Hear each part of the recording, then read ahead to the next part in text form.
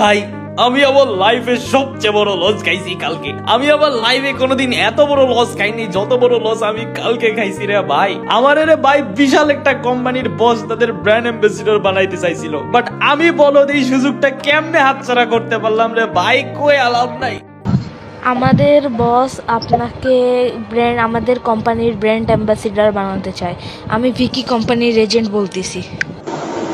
আপনার real ID দেন, আপনার real আইডিতে যে কথা বলা হবে। ভিকি কোম্পানি, ভিকি কোম্পানি, যদিও আমি কোনোদিন কোম্পানির নামও শুনি নাই, বাট তাও তাদের 12 বছরের এজেন্ট আমারে সিলেক্ট করছে তাদের ব্র্যান্ড অ্যাম্বাসিডর হিসাবে, আর আমি এত বড় সুযোগ হাতছাড়া কইরা ফেলছি রে ভাই, কি কইতাম। এখন তোমরাই তো কইবা তাজ ভাই এত কষ্ট পাইয়েন না, ফিউচারে আরো অফার পাইবেন, বাট না ভাই, তোমরা যদি ও টাকার অফার শুনো তাইলে আর তোমাদের চোখের পানি ধইরা রাখতে পারবা না রে ভাই।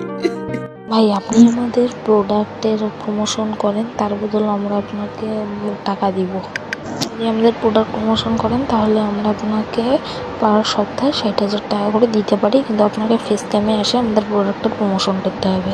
ও মাই, 60,000, 60,000 প্রতি সপ্তাহে, 2,40,000 টাকা প্রতি মাসে। এখন তোমরাই কও আমার কি কচু গাছে গলায় দড়ি দিয়া মরার দরকার না? আমি ফকির থেকে বড় লোক হয়ে যাইতাম ভাই, যে আমি এত বড় সোনার হরিণ হারায় ফেললাম। যদিও ভিকি কোম্পানির এজেন্ট আমারে অতিরিক্ত কল দেওয়ার কারণে আমি কল না ধরাই তার কথাবার্তার মাধ্যমেই বোঝা যাইতেছে যে সে ডিলটা ক্যান্সেল করে ফেলাইছে। কিছু কর নাই রে ভাই, কালকে রাত থেকে ঘুমাইতে পারি নাই এই কষ্টে। তোমরাও যদি চাও আমি ফিউচারে ভিকি কোম্পানির অফার আরো পাই, তার জন্য দয়া করে আমারে ফলো মারো আর আমারে দিয়া ব্র্যান্ড প্রমোশন করাই।